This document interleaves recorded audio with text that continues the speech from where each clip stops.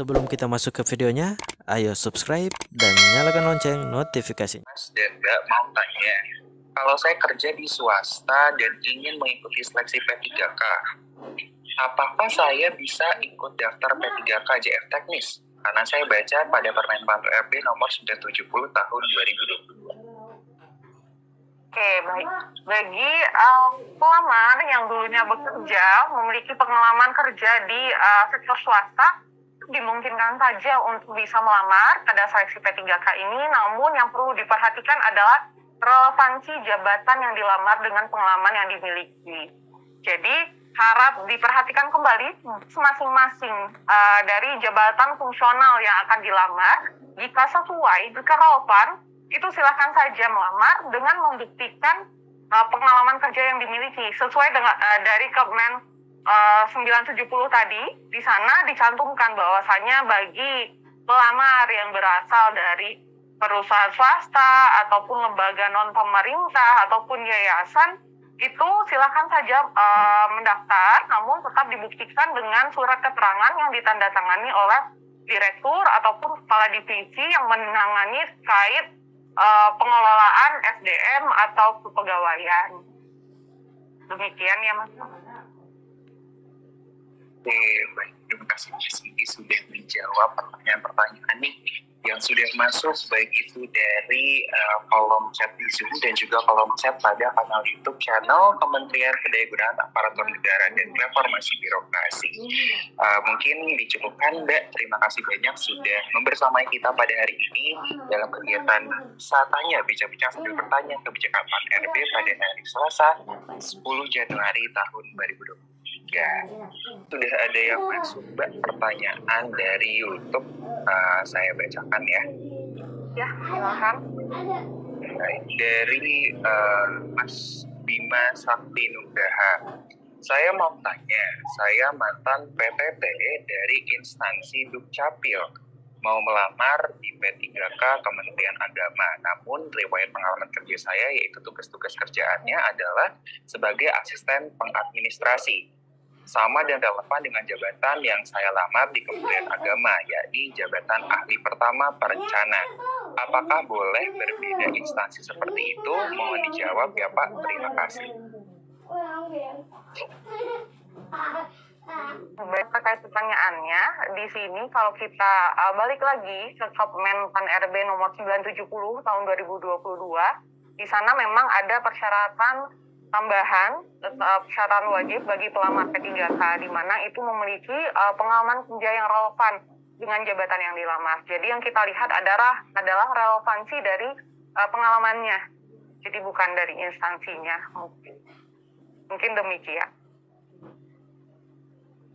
Baik, terima kasih Mbak Cindy. Kita sambil menunggu ya pertanyaan dari rekan-rekan yang lain juga.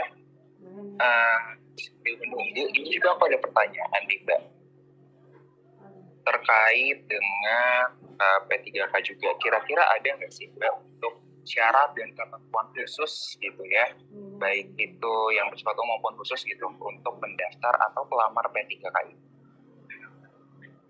Ya, baik. Mungkin di sini yang akan kita bahas adalah seleksi P3K khusus untuk tenaga teknis ya, Mas ya, berhubung yang sebentar lagi akan dihadapi adalah seleksi untuk jabatan kelompok teknis. Jadi di sini memang ada beberapa persyaratan khusus lainnya yang diatur secara terpisah pada Kemenpan RB nomor 970 tahun 2022. Di sana pada lampirannya bisa kita lihat dapat beberapa jabatan yang mensyaratkan adanya persyaratan wajib lainnya, wajib tambahan. Misalnya untuk jabatan pemadam kebakaran, di sana diwajibkan memiliki sertifikat yang berkaitan dengan damkar, karena jabatan fungsional pemadam kebakaran memang harus memiliki kemampuan ataupun kompetensi agar mereka bisa menduduki jabatan tersebut. Jadi pada Kemenpan 970 ini telah disampaikan jabatan-jabatan lainnya. Jadi mungkin nanti bisa dicek kembali pada Kemennya untuk lebih detailnya. Selain itu, selain adanya persyaratan wajib tambahan, juga diatur terkait penambahan nilai.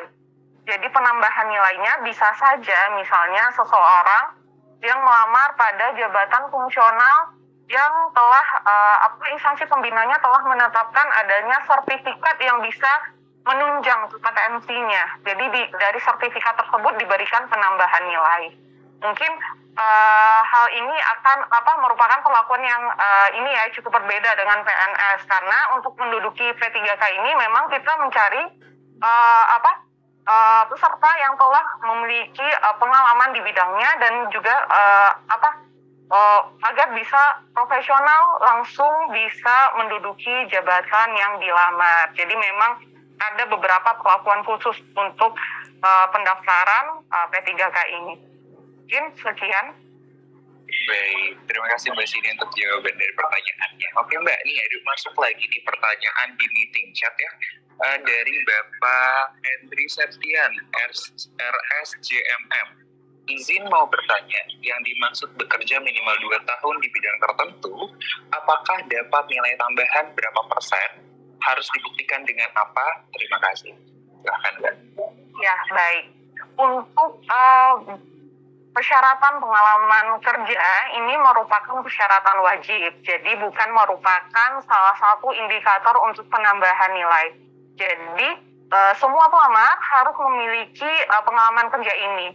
Berbeda dengan penambahan nilai. Penambahan nilai akan diberikan pada jabatan-jabatan tertentu yang memang telah ditetapkan oleh instansi pembinanya, yang telah diusulkan oleh instansi pembinanya untuk memperoleh tambahan nilai. Jadi untuk persyaratan pengalaman tidak mendapat penambahan nilai, namun merupakan persyaratan wajib yang harus dimiliki oleh setiap pelamar. Oke, semoga menjawab ya Pak Hendri jawaban dari Mbak Cindy. Nah, selanjutnya nih Mbak, ada pertanyaan lagi yang masuk di kanal YouTube kita nih Mbak. Dari Bapak Agus Purwanto. Mau tanya, kenapa passing grade jabatan ahli pertama jomplang antar satu instansi dengan yang lainnya? Contohnya P3K dosen 270, tetapi P3K analisis kebijakan malah 293. Bukannya beban kerjanya lebih berat? Silakan Mbak. Baik, terima kasih atas pertanyaannya. Jadi memang untuk nilai ambang batas ini akan beda antar satu jabatan dengan jabatan lain, satu jenjang jabatan dengan jenjang jabatan lain. Di sini nilai ambang batas yang ditetapkan oleh Menteri Pan-RB ini telah berdasarkan pada usulan dari masing-masing instansi pembina.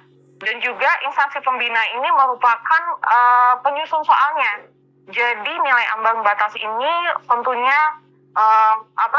juga ditetapkan sesuai dengan naskah soal yang disusun oleh masing-masing instansi pembina. Jadi Menpan RB juga memperoleh rekomendasi dari instansi pembina selaku penyusun naskah soal berapa nilai ambang batas yang akan diberikan. Jadi bukan berdasarkan beban kerja, karena kita lihat mungkin tensi yang diujikan seperti apa pada seleksi nantinya. Jadi pasti akan terdapat keberagaman antara nilai ambang batas jabatan yang satu dengan jabatan yang lain. Namun ini telah direkomendasikan oleh instansi pembina selaku penyusun naskah soal. Demikian. Oke, terima kasih Mbak Cindy. Nah, masih ada pertanyaan lagi nih Mbak. Kebetulan agak banyak nih Mbak di kanal YouTube kita ya. Ini ada pertanyaan dari Bapak Leo Septian. Kak, untuk seleksi administrasi itu, diverifikasinya dari BKPSDM atau dari BKN ya Kak? Terima kasih.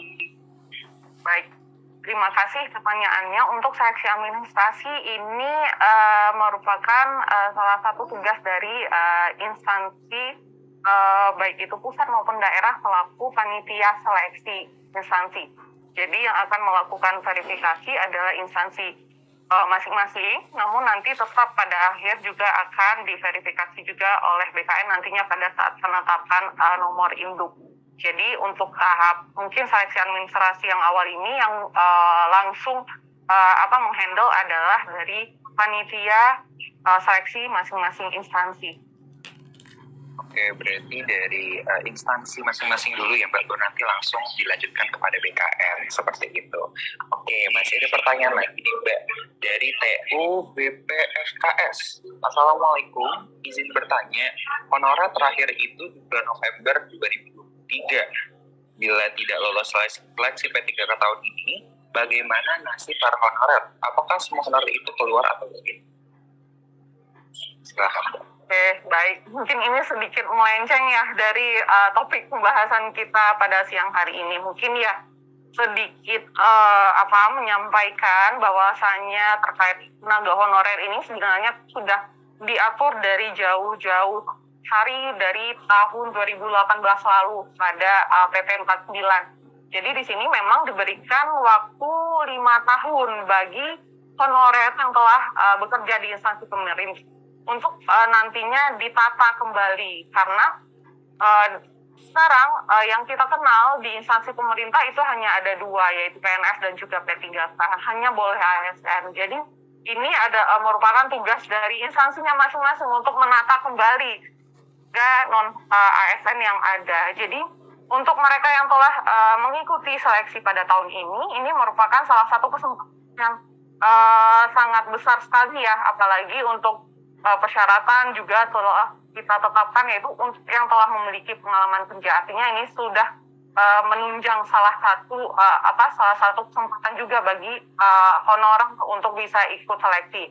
Jadi bagaimana nantinya jika tidak lulus seleksi, mungkin nanti pun pada tahun 2023 jika masih ada kebutuhan dari instansi, itu silakan mengusulkan kembali untuk pelaksanaan pengadaan P3K pada tahun 2023. Jadi kalau untuk regulasi yang sejauh ini masih berlaku, yaitu masih sama pada PP 49 tahun 2018, yaitu memang pada November 2023 ini.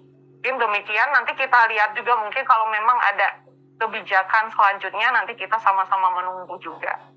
Oke, baik. Terima kasih Mbak Siti. Semoga jawaban dari tadi dapat menjawab rekan yang sedang bertanya.